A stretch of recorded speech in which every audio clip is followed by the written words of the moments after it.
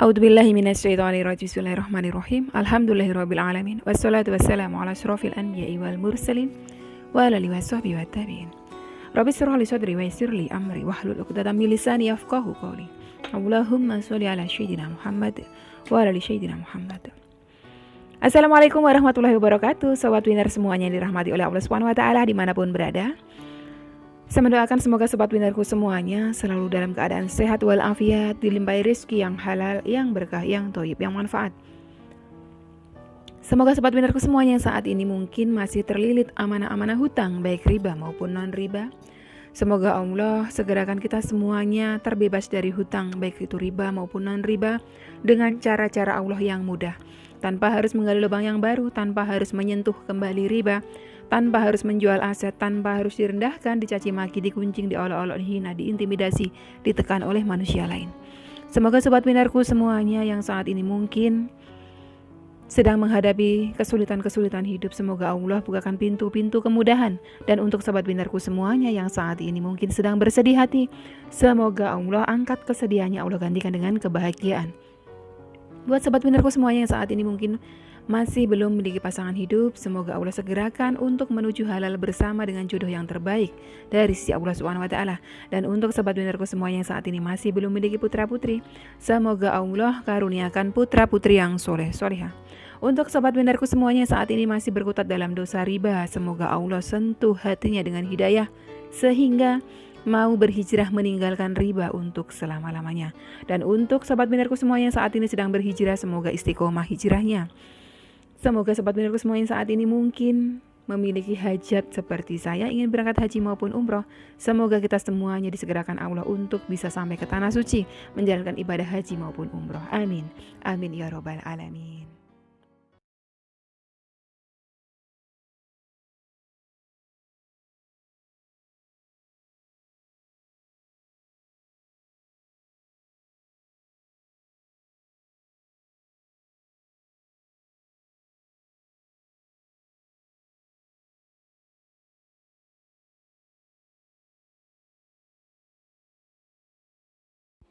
Masya Allah, tabarakallah, alhamdulillah, puji syukur kehadirat Allah Subhanahu wa taala yang senantiasa mencurahkan rahmatnya, kasih sayangnya untuk kita semuanya. Jangan lupa untuk selalu bersyukur sobat winnerku, karena apapun kondisi kita yang jelas rahmatnya Allah, nikmat-nikmatnya Allah selalu tercurah untuk kita hambanya ya. Jadi jangan pernah lupa untuk selalu bersyukur. Alhamdulillah sobat winnerku, hari ini kita masuk di sesi Q&A. Ada beberapa pertanyaan yang sudah masuk di kolom komentar. Insya Allah saya akan coba jawab satu persatu.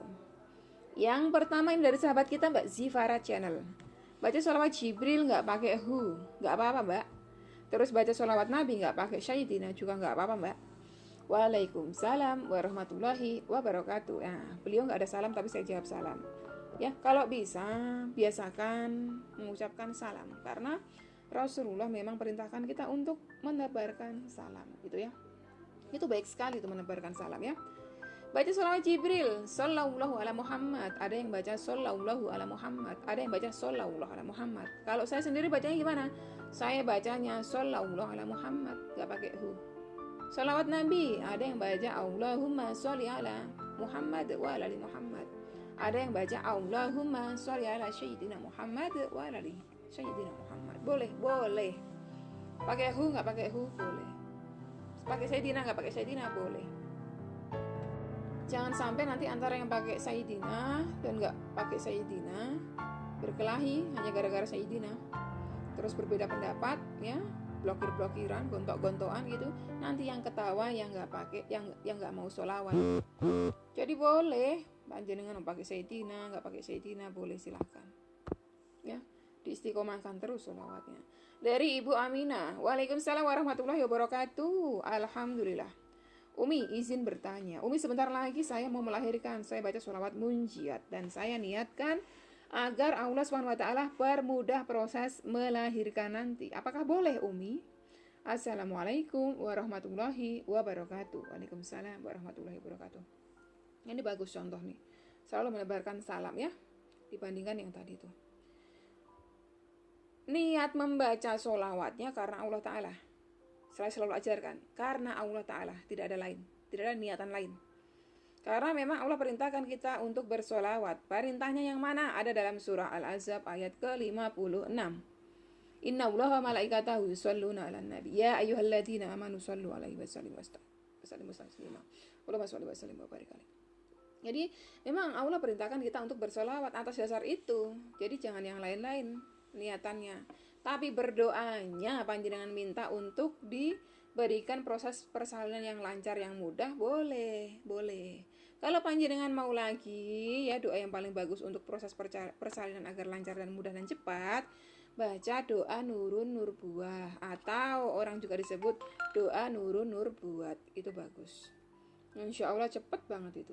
Tahu-tahu baru mules, nanti selang berapa menit udah pembukaan 5, pembukaan 6. Melahirkan bentok paling 1 jam itu. Kenapa Umi bisa bilang? Ya bisa, karena udah mempraktekkan sendiri berkali-kali gitu ya. Doa nurun nur buat. Panjenengan usia kandungan udah mulai menjelang mau lahiran 9 bulan, baca itu terus. Nanti kalau panjenengan usia kandungan baru 2 bulan malah lahir cepat, bahaya ya. Jangan dibaca dulu tuh doa itu. Gitu ya. Ini pengalaman saya pribadi nih ya. Oke, terus selanjutnya ini pertanyaan dari Mbak Suwarti. Assalamualaikum Umi. Waalaikumsalam warahmatullahi wabarakatuh. Umi dapat titipan pertanyaan dari teman. Masya Allah, saya pikir saya dapat titipan paketan apa gitu ya. Gimana hukumnya kalau teman saya ini ada rencana mau tengok orang sakit, tapi ditunda karena uangnya yang mau disedekahkan itu. Dia mau niatkan sedekah subuh dulu. Kira-kira gimana menurut Umi? Karena teman saya ini kalau mau membantu orang, uang harus dia doai dulu lewat sedekah subuh. Masya Allah, jangan ditunda. Kalau sudah punya niatan baik itu jangan ditunda, gitu loh ya. Sampaikan dulu hadisnya ya. Rasulullah SAW bersabda, hak seorang muslim atas muslim lainnya ada 5. 1, menjawab salam, ya kan? Makanya saya senang tuh jawab salam. 2, menjenguk orang sakit. 3, mengantar jenazah. 4, memenuhi undangan dan mendoakan orang yang bersin. Bahkan orang bersin pun kita harus doakan. Itu haknya saudara muslim kita. Hadis riwayat Bukhari. Hadis yang lainnya, berilah makan oleh kalian orang yang lapar, jenguklah orang yang sakit, dan bebaskanlah tawanan muslim maksudnya ya. Hadis riwayat Al-Bukhari.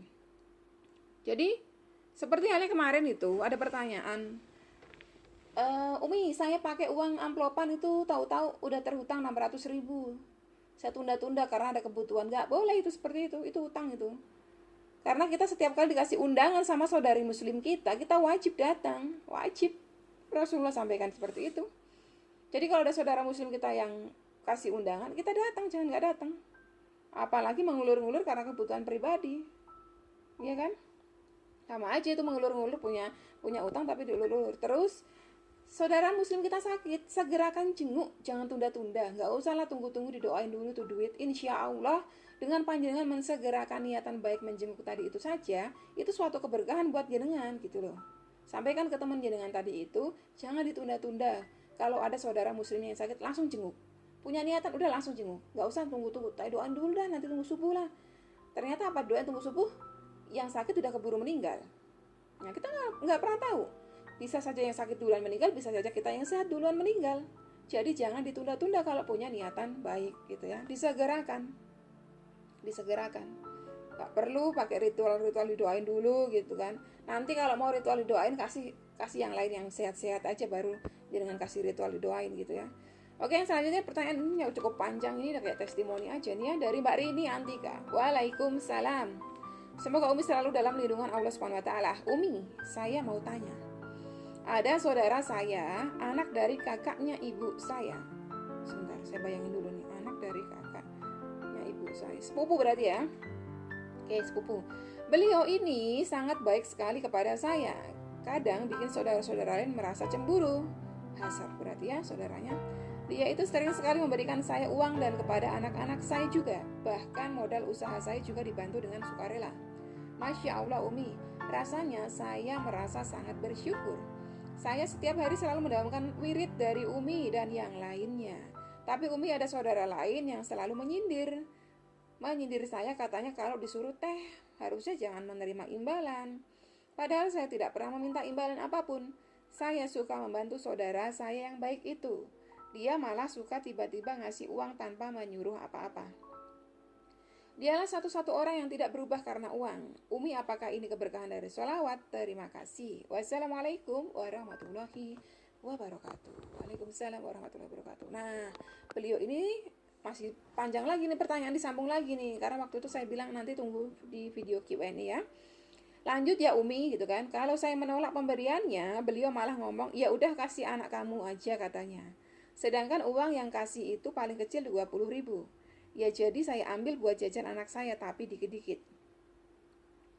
Pernah suatu hari saya tidak keluar rumah sengaja karena saya cuma punya uang 5.000. Tiba-tiba beliau datang dan bertanya, kamu punya uang nggak? Kata aku ada. Kata beliau, punya berapa? Kata aku, ya adalah. Terus nggak lama beliau rogoh kantongnya dan ngasih uang 200.000.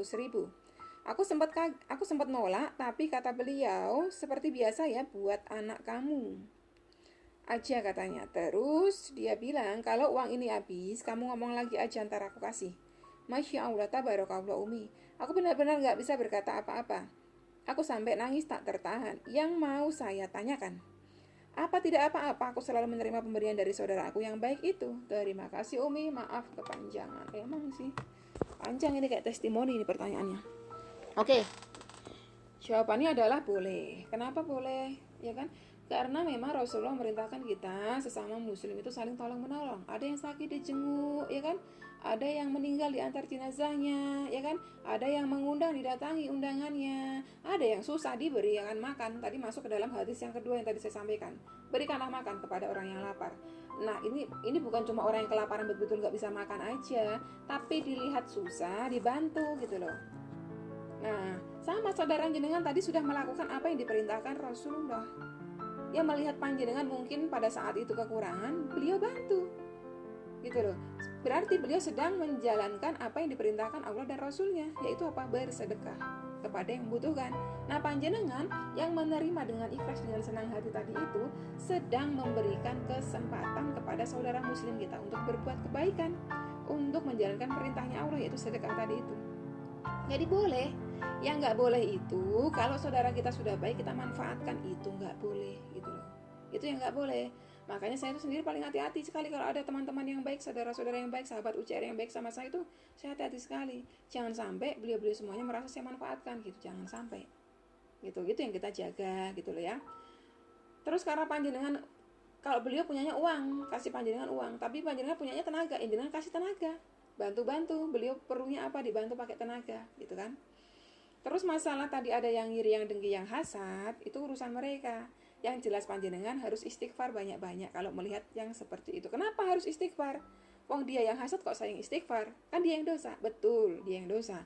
Tetapi jangan sampai sifat hasad itu menular gitu loh. Karena apa? Biasanya kalau kita didengki, diiri, kita ikut benci dia. Na'udzubillah min dalik. Jadi jangan sampai. Perbanyak istighfar dan juga mohonkan ampun kepada Allah atas dosa hasadnya si saudara kita yang lain tadi itu, supaya Allah lembutkan hatinya dengan hidayahnya Allah gitu ya. Oke, sobat pinterku semuanya, sampai di sini dulu video kali ini, semoga bermanfaat buat panjenengan semuanya. Wassalamualaikum warahmatullahi wabarakatuh.